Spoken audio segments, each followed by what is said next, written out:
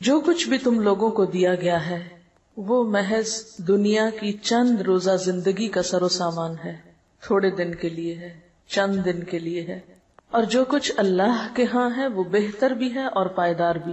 دوسری دنیا میں، دوسرے گھر میں جو کچھ ملنے والا ہے وہ اس دنیا کے مقابلے میں زیادہ اچھا ہے اور باقی رہنے والا بھی، لیکن وہ ہے کس کے لیے؟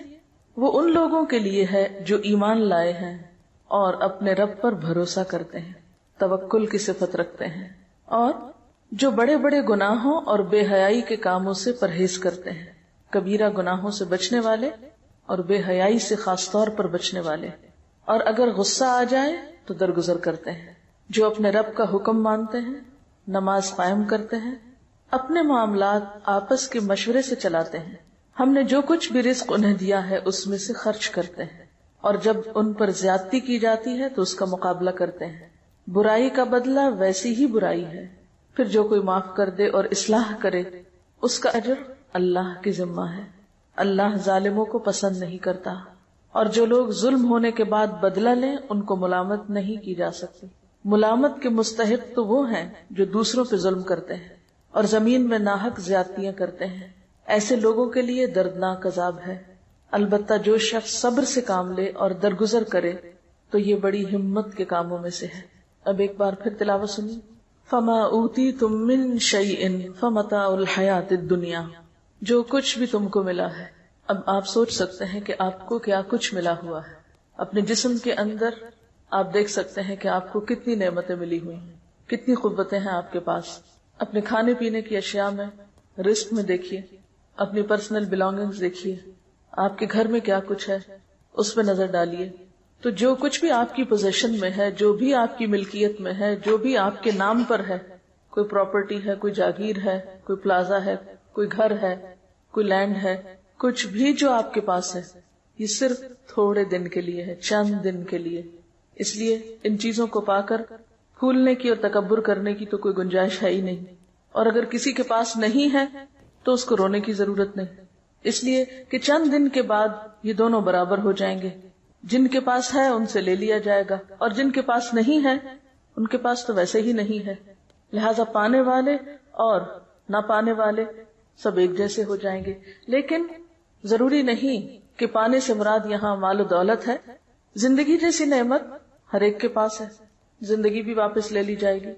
وما اوتیتم من شیء، کوئی بھی چیز، محض مال و دولت نہیں، کوئی بھی چیز جو آج ملی ہے، یہ وقت، یہ مہلت، یہ زندگی، یہ صحت، یہ جوانی، یہ فراغت، جو کچھ بھی ہے ہمارے پاس، اور پھر مال و متاع میں سے جو کچھ ہے، یہ سب کیا ہے؟ فمتاع الحیات الدنیا، یہ صرف دنیا کی زندگی میں استعمال کے قابل چیزیں ہیں۔ کوئی شخص جس کے پاس قارون کا خزانہ ہی کیوں نہ ہو، اس میں سے استعمال بس اتنا ہی کر سکتا ہے جو اس کی ضرورت ہے۔ جیسے حدیث میں آتا نا، انسان کہتا ہے میرا مال میرا مال، حالانکہ اس کا مال اصل میں کیا ہے؟ جو اس نے کھا لیا، ختم کر دیا، پہن لیا، پرانا کر دیا، یعنی استعمال کر دیا، ختم ہو گیا، یا پھر آگے بھیج دیا آخرت کے لیے، باقی سب کچھ تو دوسروں کے لیے ہے۔ صدقہ خیرات کر ہی بس وہ شخص سکتا ہے جو رب پہ بھروسہ کرتا، جو رب کی بجائے مال پر بھروسہ کرتا ہو۔ وہ کبھی توکل نہیں کر سکتا اللہ پہ، وہ کبھی اللہ کی راہ میں دے ہی نہیں سکتا۔ دے گا بھی تو کیسے دے گا؟ کیونکہ اس کو ڈر ہوگا کہ یہ چلا گیا تو میں کہاں سے کھاؤں گا، یہ دے دیا تو میں کہاں سے پہنوں گا، یہ کسی کا ہو گیا تو میرا کیا بنے گا۔ آپ اپنی زندگی پر بھی نظر دوڑائیں، جب بھی کوئی چیز صدقہ کرنے کو دل چاہے تو سب سے پہلا خیال کیا ہوتا ہے؟ تو میرا کیا ہوگا، میں کیا کروں گا، یہ چیز اگر میں فلاں کو دوں تو میرا کیا ہوگا۔ اور پھر آپ 100 ضروریات ڈھونڈ لیتے۔ کبھی آپ نے اسٹور کی صفائی کی گھر میں، کسی دراز کی؟ پہلے آپ تنگ آتے ہیں چیزوں سے اور آپ سوچتے ہیں میں نے ان سب کو نکال دینا ہے، پھر آپ دراز صاف کرتے ہیں، چیزیں نکالتے ہیں، چھانتے پھٹکتے، پھر آپ دوبارہ رکھنے لگتے ہیں، پھر آپ کہتے ہیں یہ اس کام آئے گی، یہ حصہ آئے گی، یہ حصہ آئے گی، اسے ایسا کوڑ کباڑ دوبارہ سارے کا سارا ایز اٹ از سیٹ ہو کے دوبارہ دراز میں آ جائے گا، اسٹور میں آ جائے گا۔ سمٹ جاتا ہے نا، جب بکھرا ہوتا ہے تو انسان تنگ آتا ہے، کیا بلا ہے، اور جب سمٹ جاتا ہے تو انسان کہتا ہے اب کام آ جائے گا، اور پھر سال کے بعد صفائی کرتے ہیں تو وہ کسی کام نہیں آتا، اور ویسے کا تیسا ہی ہوتا ہے۔ یاد رکھیں، اگر کوئی چیز بن میں بھی ڈالنی پڑے نا تو اس نیت سے ڈالا کریں جو ذرا غیر ضروری ہو، کہ کئی اللہ کی مخلوق بیچاری غریب بن کھول کھول کے چیزیں ضرورت کی نکالتی، یہ ان کے کام آ جائے گی، کوئی بات نہیں. آپ کو پتا ہے کئی لوگ بوتلیں اس میں سے نکالتے ہیں، کینز نکالتے ہیں، کاغذ نکالتے ہیں، کوئی بھی پرانی شرانی چیز جو انہیں مل جاتی ہے وہ نکالتے ہیں اور پھر ان کو اکٹھا کر کر کے بیچ کے رات کی روٹی کھاتے ہیں. تو اگر آپ نے کوئی بھی غیر ضروری چیز اس نیت سے ڈال دی اس میں، چلو ان کے کام آ جائے گی، میں اپنا لالچ تو دور کروں، جانے دوں، چھوڑو اس کو، بہت رکھ لی اپنے پاس، تو اس چھوٹی سی نیکی کو بھی حقیر نہ سمجھے. وما عند اللہ خیر، اب اس میں سے بھی جو اللہ کے پاس بھیج دیا وہ سب سے بہتر ہے، خیر بہتر ہے، اچھا ہے. وہ جو وہاں جا کے لوگے وہ اچھا ہے. وابقا، اور زیادہ باقی رہنے والا ہے، ہمیشہ کے لیے. اگر دنیا میں بھی آپ کے پاس سب سے اچھی چیزیں ہیں تو بھی ان کو بقا نہیں، کوئی ٹوٹ جاتی ہے، کوئی پرانی ہو جاتی ہے، کوئی میلی ہو جاتی ہے، کوئی گم ہو جاتی ہے. لیکن جو اللہ کے پاس ہے نہ اس کو ٹوٹنا ہے، نہ پرانا ہونا ہے، نہ گم ہونا ہے. ابقا، ایور لاسٹنگ، ہمیشہ رہنے کے لیے ہے. یعنی کسی کو آج ان نعمتوں کا مل جانا اس بات کی ضمانت نہیں کہ کل بھی ملے گا، یا جس کو آج ملا ہے وہ کل کا بھی حق رکھتا ہے. نہیں، آج پانے والے کل محروم بھی ہو سکتے ہیں. ہاں، ان نعمتوں کی حفاظت اور ان کو باقی رکھنے کا گر کیا ہے، طریقہ کیا ہے، ان کو ہمیشہ کے لیے کیسے بچایا جائے، کیسے پریزرو کیا جائے، کس طرح ان سے فائدہ اٹھایا جائے، اس کے لیے آج ان نعمتوں کے ساتھ کچھ صفات اور کچھ کوالٹیز اپنے اندر پیدا کرنے کی ضرورت ہے. ان میں سب سے پہلی چیز جو یاد رکھنے کی ہے وہ کیا کہ للذین آمنوا، یہ سب ان لوگوں کے لیے ہے جو ایمان والے ہیں. نمبر 2، وعلی ربہم یتوکلون، وہ اپنے رب پر بھروسہ رکھتے ہیں. توکل کرنا اور نہ کرنا دو مختلف طرح کی نفسیات ہیں، دو مختلف رویے ہیں. توکل کرنے والے، اپنے رب پہ بھروسہ کرنے والے اور طرح جیتے ہیں، اور مایوس شخصیتیں اور طرح جیتی ہیں. نا امیدی اور مایوسی انسان کو ایک مختلف راہ پر لے جاتی ہے. وما عند اللہ خیر وابقا للذین آمنوا وعلی ربہم یتوکلون، اللہ پہ بھروسہ کرنے والوں کو ہی زیادہ ملا کرتا ہے، وہی باقی رہنے والی نعمتیں حاصل کر سکتے ہیں. ایمان کا تو مطلب ہی ہے مان جانا، یقین کر لینا، اور یہ جنم دیتا ہے کس کو؟ اعتماد اور بھروسے کو. جو شخص اپنے رب پر ایمان رکھتا ہے وہ ایک ایسا مضبوط سہارا تھام لیتا ہے جس کو کبھی بھی ختم نہیں ہونا، کبھی بھی نہیں ٹوٹنا. اللہ تعالیٰ فرماتے ہیں فَمَن يَكْفُرْ بِالطَّاغُوتِ وَيُؤْمِن بِاللَّهِ فَقَدِ اسْتَمْسَكَ بِالْعُرْوَةِ الْوُثْقَىٰ لَا انفصام لَهَا، جو کوئی طاغوت کا انکار کرتا ہے اور اللہ پر ایمان لے آتا ہے وہ ایک ایسا مضبوط کڑا تھام لیتا ہے، یعنی اللہ کے سوا باقی ساری قوتوں کو نگیٹ کرتا ہے اور اول و آخر اللہ ہی پر بھروسہ رکھتا ہے، اسی پر یقین کرتا ہے، اسی پر توکل کرتا ہے جیسا توکل کرنے کا حق ہے. تو پھر وہ ایک ایسا مضبوط کڑا تھامتا ہے لا انفصام لها، جو کبھی بھی نہیں ٹوٹ سکتا. ایسا انسان کبھی بھی مایوسی کے کھڈ میں نہیں گر سکتا، کبھی بھی ہلاکت میں نہیں جا سکتا. واللہ سمیع علیم، وہ ہر موقع پر اپنے رب کو پکارتا ہے جو سننے والا ہے، جاننے والا ہے. ان کا دوست اللہ ہے. اللہ ولی الذین آمنوا، ایسے لوگوں کو اپنے رب کی دوستی نصیب ہوتی ہے، اس کی معرفت نصیب ہوتی ہے. یخرجہم من الظلمات الی النور، پھر انہیں اپنے رب کی رحمت سے روشنی نصیب ہوتی ہے، نور نصیب ہوتا ہے. اور یہ نور اسی کو نصیب ہو سکتا ہے جو حقیقی معنوں میں ایمان رکھتا ہو اور اپنے رب پر بھروسہ کرتا ہو. وہ پھر مایوسیوں کے اندھیرے میں نہیں رہتا، اللہ تعالیٰ اس کو مایوسیوں کے اندھیرے میں نہیں چھوڑتا. یعنی ایمان میں آنا بذات خود ایک نور کا پانا ہے، اور پھر جب ایک روشن راستہ اس کو نظر آ جاتا ہے تو وہ اس کے اوپر چل پڑتا ہے. یخرجہم من الظلمات الی النور، اس کے برعکس والذین کفروا اولیاءہم الطاغوت یخرجونہم من النور الی الظلمات اولئک اصحاب النار ہم فیہا خالدون.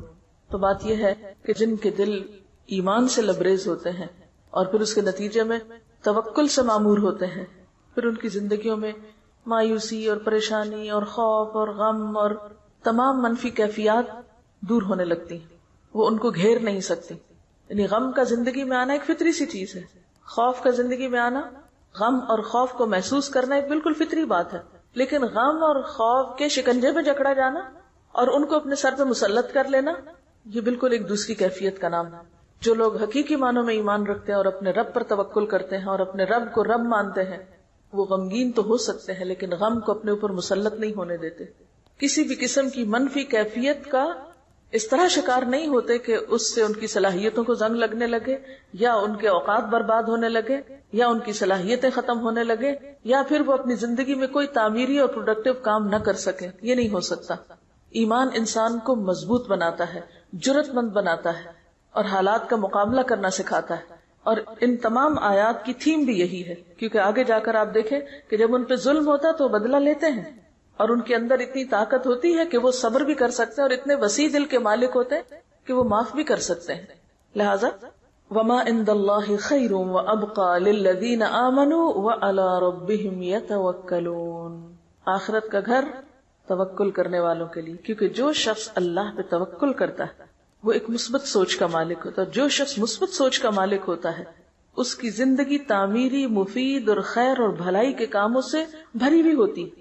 وہ ہر دم، ہر لمحہ آگے کی طرف جا رہا ہوتا ہے، وہ اوپر کو جا رہا ہوتا ہے، وہ بلندی کی طرف جا رہا ہوتا ہے۔ جیسے ایک روایت میں آتا ہے کہ جس شخص کے 2 دن ایک جیسے گزرے وہ دھوکے میں رہا، یعنی اس نے نقصان اٹھایا۔ ایمان تو ہمیں ہر دم آگے بڑھنے کی تدبیریں بتاتا ہے، اور یہ آگے بڑھنا اسی کے نصیب میں ہو سکتا ہے جس کی سوچ تعمیری ہو، مثبت ہو، اور جس کے اندر ہر خوف اور غم کو نمٹنے کے لیے توکل کا ایک میزان ہو، یا توکل اور یقین ہو اس کے اندر۔ اور پھر کچھ اور صفات، والذین یجتنبون کبائر الاثم، ایسے لوگ جن کے اندر اتنی ایمانی جرت ہوتی اور جن کے اندر توکل ہوتا ہے، پھر وہ بڑے بڑے گناہوں سے بچ جاتے ہیں۔ مثلا بڑے گناہوں میں اکبر الکبائر کیا ہے؟ جھوٹ۔ مثلا معاملات کی بات اب کر رہے ہیں، جھوٹ۔ جھوٹ سے کون بچ سکتا ہے؟ جس کے اندر ایمان ہوگا، جس کے اندر ایک جرت ہوگی، جو لوگوں سے نہیں ڈرتا ہوگا، جو جتنا لوگوں سے ڈرتا ہے اتنا زیادہ جھوٹ بولتا ہے، جو اپنے رب پہ بھروسہ کرنے کی بجائے لوگوں پہ بھروسہ کرتا ہے، لوگوں کو اپنا رب مانتا ہے، لوگوں سے مفادات حاصل کرنا چاہتا ہے، تو پھر وہ ان کی نظر میں اچھا بننے کے لیے طرح طرح کے جھوٹ بولتا ہے، یہ غلط رویے اختیار کرتا ہے۔ لیکن جو شخص اپنے رب کے سامنے سچا ہوتا ہے اور اپنے رب کے سامنے ایماندار ہوتا ہے، پھر اس کو کمزور سہاروں کی ضرورت نہیں ہوتی، پھر وہ ہر طرح کی برائی سے بچنے کی ہمت پاتا ہے اپنے اندر۔ جیسے ایک حدیث میں آتا ہے نا کہ ان الصدق یہدی الی البر وان البر یہدی الی الجنہ، کہ سچائی نیکی کی طرف لے جاتی ہے اور نیکی جنت کی طرف لے جاتی ہے۔ وان الرجل لیصدق حتی یکتب عند اللہ صدیقا، اور ایک انسان سچ بولتا رہتا ہے یہاں تک کہ اللہ کے ہاں صدیق لکھ لیا جاتا ہے۔ وَإِنَّ الْكَذِبَ يَهْدِي إِلَى الْفُجُورِ وَإِنَّ الْفُجُورَ يَهْدِي إِلَى النَّارِ، اور جھوٹ برائی کی طرف لے جاتا ہے اور برائی جہنم کی طرف لے جاتی ہے۔ وَإِنَّ الرَّجُلَ لَيَكْذِبُ حَتَّى يُكْتَبَ عِندَ اللَّهِ كَذَّابًا، اور ایک شخص جھوٹ بولتا رہتا ہے یہاں تک کہ اللہ کے ہاں جھوٹوں میں لکھ لیا جاتا ہے۔ وَالَّذِينَ يَجْتَنِبُونَ كَبَائِرَ الْإِثْمِ، اور وہ لوگ جو اجتناب کرتے ہیں بڑے بڑے گناہوں سے، کبیرہ گناہوں سے، وَالْفَوَاحِشَ، اور بے حیائیوں سے، وَإِذَا مَا غَضِبُوا هُمْ يَغْفِرُونَ، اور جب غضبناک ہوتے ہیں تو معاف کر دیتے ہیں۔ اب یہ آخرت کی باقی رہنے والی چیزوں کے مالکوں کی صفات بتائی جا رہی ہیں۔ نمبر 1 توکل کرتے ہیں، نمبر 2 بڑے گناہوں سے بچتے ہیں، احتیاط برتتے ہیں، اجتناب کرتے ہیں۔ والفواحش، فاحشہ کہتے ہیں کھلی برائی کو، صریح برائی، فواحش سے اجتناب کرتے ہیں، یعنی گناہ اور بے حیائی کے کاموں سے پرہیز کرتے ہیں۔ وَإِذَا مَا غَضِبُوا، اور جب وہ غضبناک ہوتے ہیں، ہم یغفرون، تو وہ معاف کر دیتے ہیں، جیسے پیچھے پڑھ چکے ہیں، وَالْكَاظِمِينَ الْغَيْظَ وَالْعَافِينَ عَنِ النَّاسِ، لوگوں سے درگزر کرنا ان کے مزاج اور طبیعت کا حصہ ہے۔ جنت والوں کے مزاج میں ہے یہ بات کہ وہ لوگوں کے قصوروں سے درگزر کر جاتے ہیں، ان کے مزاج میں انتقام اور بدلہ نہیں۔ آپ صلی اللہ علیہ وسلم کے بارے میں آتا ہے کہ آپ نے اپنی ذات کے لیے کبھی بدلہ نہیں لیا۔ ہاں، اگر اللہ کی حدوں میں سے کسی حد کو توڑا جاتا تو وہ آپ کے لیے ناقابل برداشت تھا، یہ بخاری کی روایت ہے۔ اللہ کی حدود کا سب سے زیادہ لحاظ رکھتے تھے، اس پہ آپ نے حد بھی جاری کی، سزا بھی دی، کوڑے بھی مروائے، رجم بھی کروایا، ہاتھ بھی کٹوائے، کیونکہ وہ اللہ کی حد توڑی گئی تھی۔ تو والذین یجتنبون کبائر، وہ خود بخود کبائر سے نکلنا شروع ہو جاتے ہیں۔ سچے ایمان اور توکل کے بغیر کبائر سے بچنا بھی ممکن نہیں ہوتا. پھر کبائر میں غیبت کرنا، دوسروں کی پیٹھ پیچھے ان کی برائیاں کرنا. پھر کبائر میں زنا، شراب، چوری، دھوکہ، امانت میں خیانت، یہ ساری کبیح صفات اسی شخص کے اندر ہو سکتی ہیں جس کے اندر ایمان نہ ہو اور جس کا رب پر بھروسہ نہ ہو.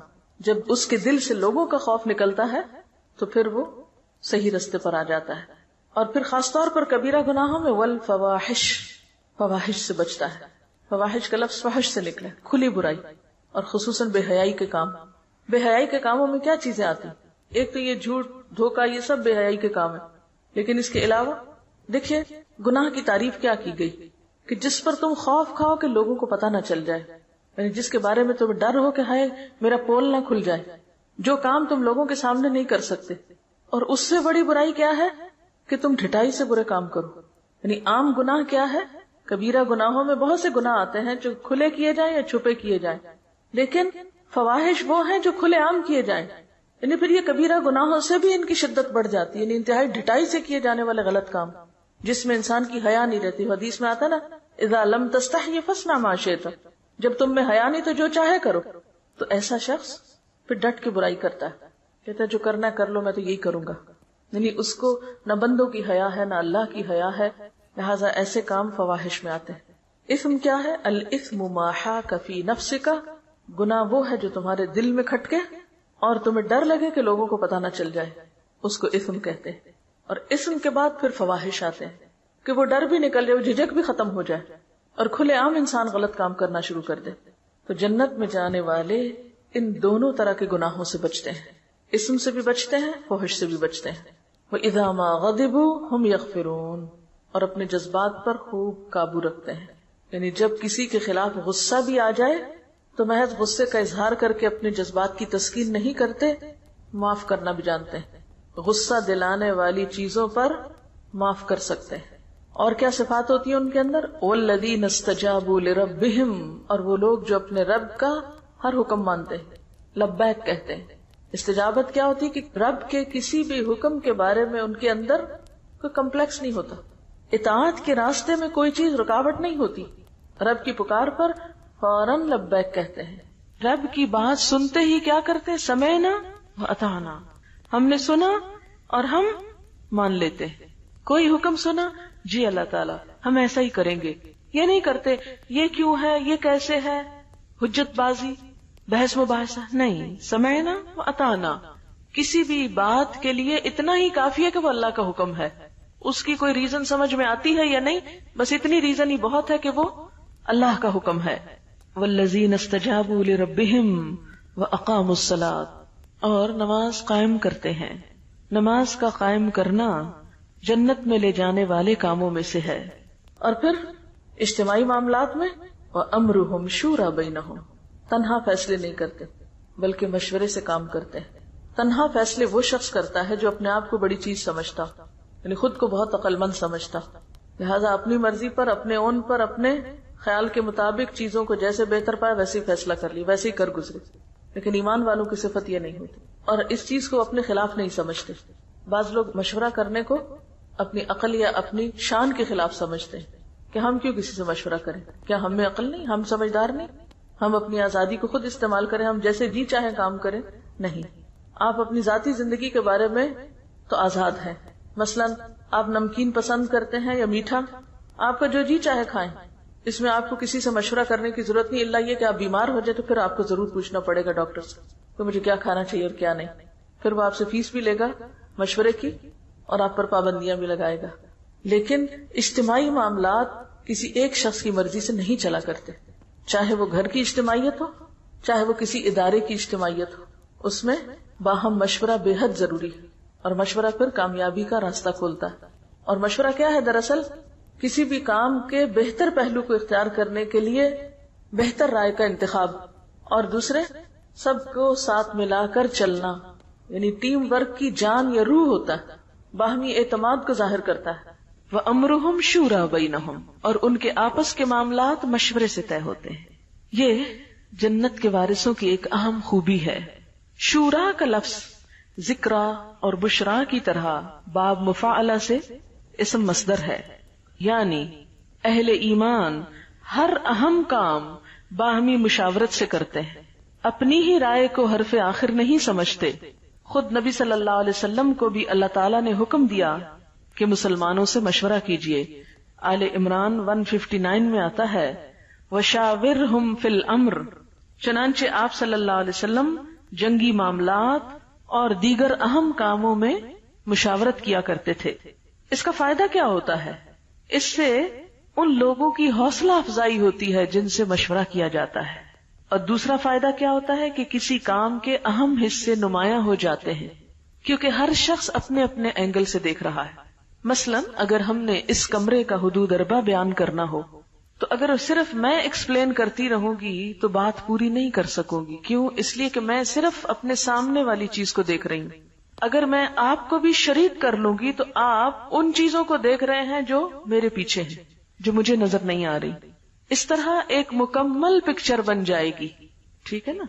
مشورہ بھی ایسا ہی ہوتا ہے. کسی بھی معاملے کے بارے میں جب مشورہ کیا جاتا ہے آمنے سامنے بیٹھ کر تو ایک شخص ایک اینگل سے دیکھتا ہے، دوسرا دوسرے سے، اور اس طرح وہ پوری چیز سامنے آ جاتی ہے. اور ہم دیکھتے ہیں کہ نبی صلی اللہ علیہ وسلم نے زندگی کے بہت سارے معاملات میں مشورے کیے. اس کے بعد صحابہ کرام کا بھی یہی طریقہ تھا. حضرت عمر رضی اللہ تعالی عنہ جب نیزے سے زخمی ہو گئے اور زندگی کی کوئی امید باقی نہ رہی تو امر خلافت کی مشاورت کے لیے 6 آدمی نامزد فرمائے. حضرت عثمان، حضرت علی، طلحہ، زبیر، سعد اور عبد الرحمن بن عوف. انہوں نے باہم مشورہ کیا اور آپس میں مشورے کے علاوہ اور لوگوں سے بھی مشورہ کیا، اور اس طرح حضرت عثمان کو خلافت کے لیے نامزد کر دیا گیا. بعض لوگ یہ سمجھتے ہیں کہ قومی اور اجتماعی سطح پر ہو تو مشورے سے مراد جمہوریت ہے.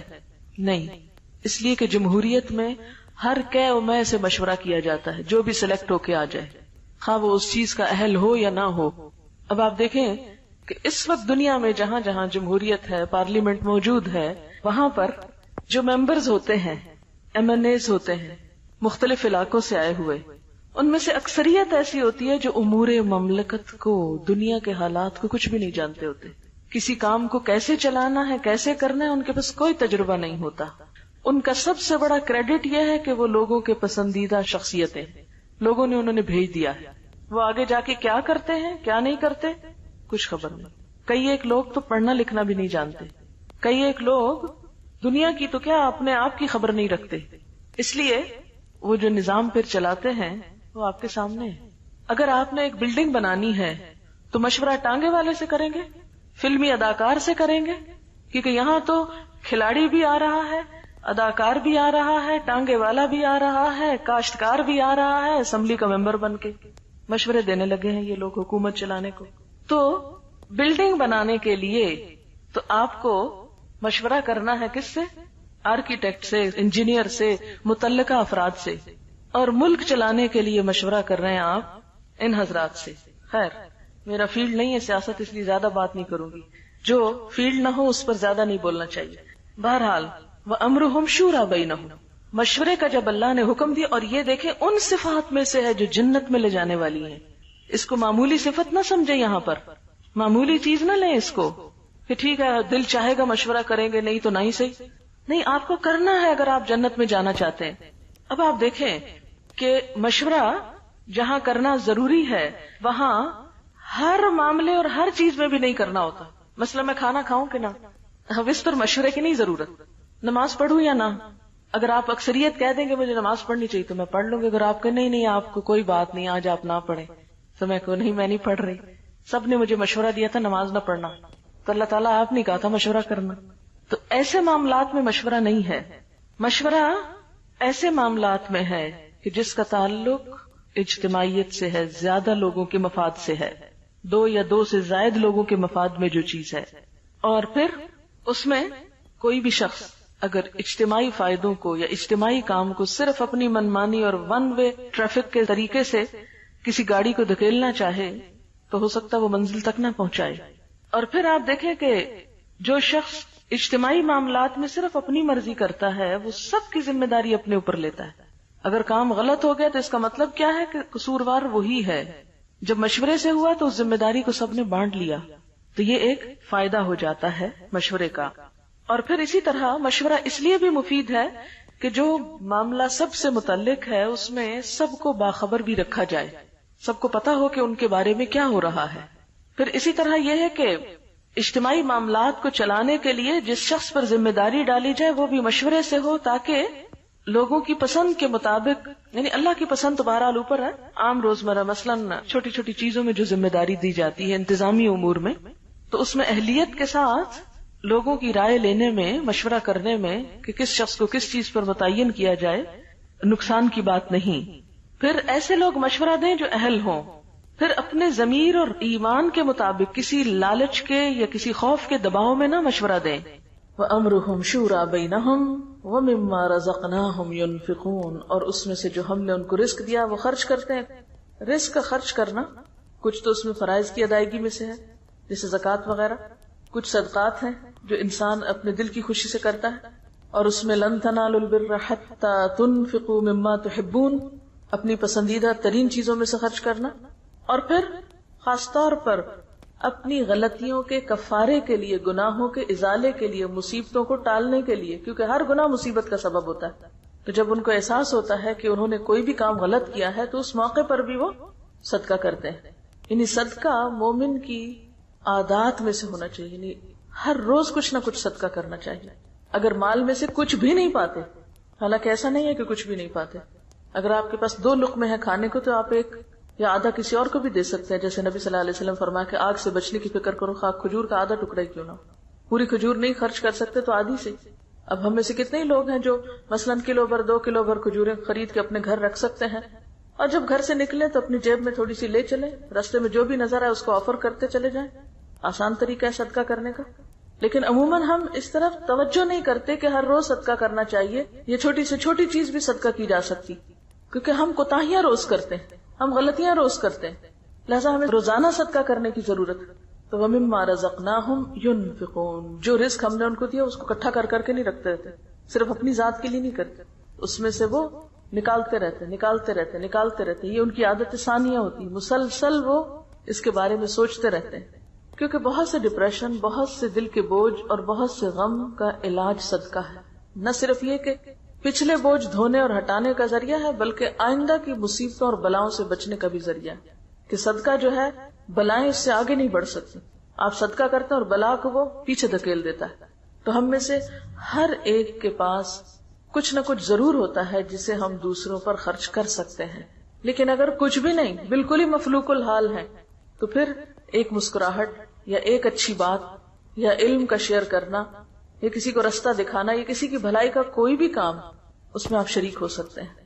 والذین اذا اصابہم البغی ہم ینتصرون، اور وہ لوگ جب ان کو کوئی زیادتی پہنچتی ہے تو وہ بدلہ لے لیتے ہیں. ابھی پیچھے تو معاف کرنے کی بات تھی، یہاں بدلہ لینے کی بات ہے. ہاں، اسلام نے انصاف کے دائرے میں رہتے ہوئے بدلہ لینے سے روکا نہیں. بدلہ لینے سے وہ عاجز نہیں ہوتے. اگرچہ معاف کر دینا پسندیدہ ہے، جیسے نبی صلی اللہ علیہ وسلم نے فتح مکہ کے موقع پر اپنے خون کے پیاسے مجرموں کے لیے عام معافی کا اعلان کر دیا تھا. حدیبیہ میں ان 180 لوگوں کو معاف کر دیا گیا جنہوں نے آپ کے خلاف ایک سازش تیار کی تھی. لبید بن عاصم یہودی جس نے آپ پر جادو کیا تھا، اس سے آپ نے کوئی بدلہ نہیں لیا. وہ یہودی عورت جس نے کھانے میں زہر ملایا تھا، اس کو بھی معاف کر دیا، حالانکہ اس کی تکلیف آپ آخر دم تک محسوس کر رہے تھے. ذات کے لیے نہیں لیتے تھے، اللہ کی حدود کے لیے لیتے تھے، لیکن ذات کے لیے بھی لینے کی اجازت ہے. اسلام ایسا دین نہیں کہ جو انسان کو مسکین بنا دے، راہب یا بھکشو بنا دے. شرافت کیا ہے کہ غالب ہوں تو مغلوب کا قصور معاف کر دیں، قادر ہوں تو درگزر کریں، اپنے سے چھوٹے انسان سے خطا ہو جائے تو چشم پوشی کریں، اور اگر کوئی بڑی طاقت ان کو دبانے کی کوشش کرے تو ڈٹ کے کھڑے ہو جائیں اور بدلہ لیں، اس کے ہاتھ روکیں. پھر یہ ہے کہ بدلہ لینے کے بھی 2 طریقے ہوتے ہیں. ایک یہ کہ غصے کو غصے کی شکل میں ظاہر کیا جائے، اور ایک احسن طریقے سے اس کا بدلہ لیا جائے. غصہ آنا، تلخی پیدا ہونا بالکل ایک نیچرل بات ہے، کوئی شخص اس سے بچا ہوا نہیں. ہر شخص کے اندر اللہ نے پتا رکھا ہے، وہ زہر کی پوٹلی، وہ اپنا کام کرتی ہے. لیکن اظہار کا طریقہ دوہرا ہو سکتا ہے. ایک یہ کہ غصے کو غصے کی شکل میں ظاہر کیا جائے، دوسرا یہ کہ غصے کو برداشت کی شکل میں ظاہر کیا جائے. اب اس کا مطلب کیا ہے کہ غصے کو جب ہم آپے سے باہر ہو کے ظاہر کرتے ہیں تو اس سے کام خراب ہوتے ہیں. مثلا آپ شدید غصے میں بول رہے ہیں, کسی کو کیا سمجھ آئے گی؟ چیخ چلا کے رو کے بول رہے ہیں, اگلے کے پلے ہی نہیں کوئی بات پڑے گی. اور ایک یہ ہے کہ غصہ ہے, آپ ظاہر کر رہے ہیں لیکن ایک فرم انداز میں, جس سے دوسرے کو بات سمجھ میں بھی آ جائے, لیکن ری ایکشنری ہو کر نہیں. اس میں عموماً کیا ہوتا ہے, نقصان ہو جاتا ہے, کیونکہ جب آپ ری ایکشن ایسا کرتے ہیں تو دوسرے کو اور بھڑکا دیتے ہیں. وہ اگر طاقتور ہے تو آپ پہ اور ظلم کا اندیشہ ہے. اب یہ ساری صفات ہیں اہل جنت کی, کہ جو جنت میں جائیں گے ان کے اندر یہ تمام صفات ہونی چاہیے. یہ کرائیٹیریا آپ کو میٹ کرنا ہے.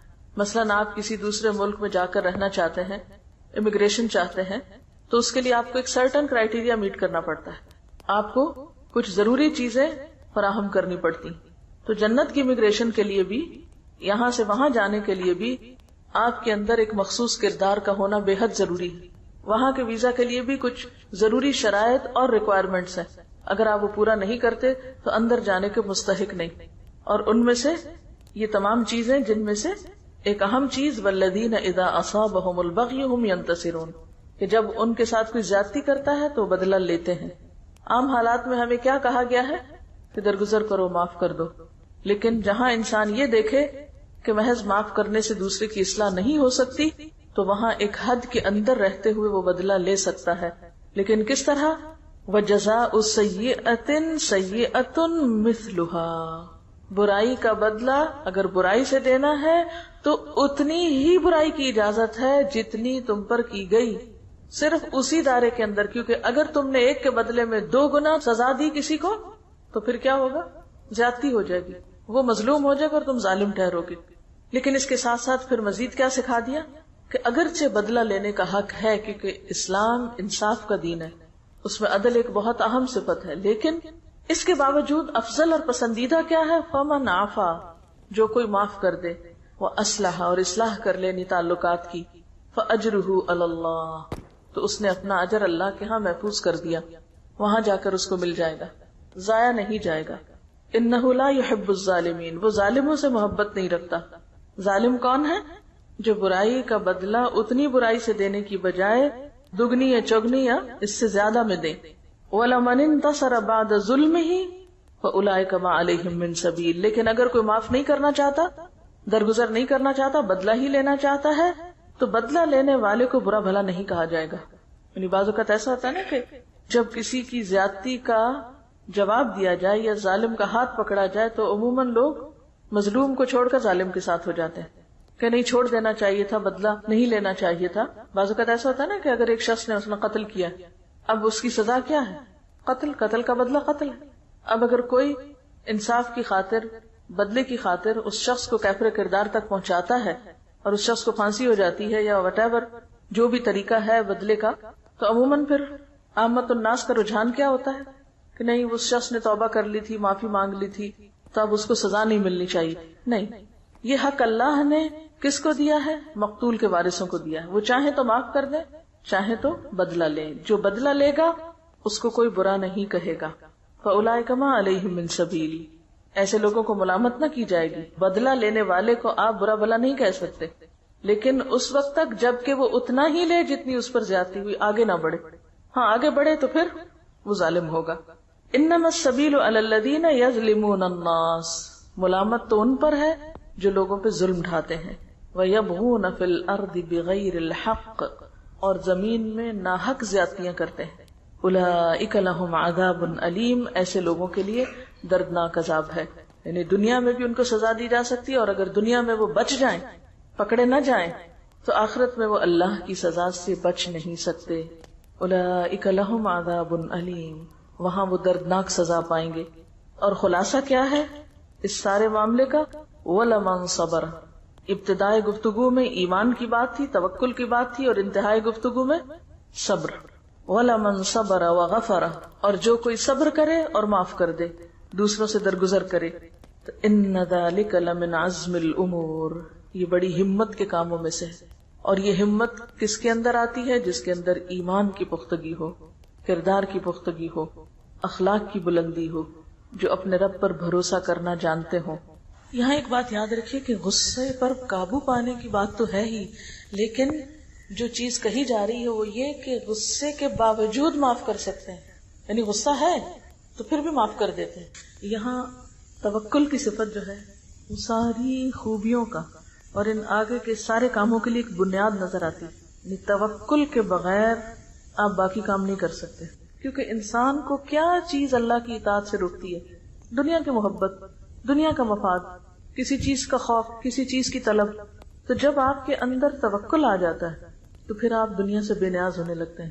جب بے نیاز ہو جاتے ہیں تو آپ کے اندر ایک بے خوفی کی کیفیت پیدا ہوتی ہے، یعنی خوف ختم ہو جاتا ہے آپ کے اندر سے، تو پھر آپ کے اندر ایک ایسی جرت پیدا ہوتی ہے کہ آپ بڑے بڑے سٹیپ اٹھا سکتے ہیں۔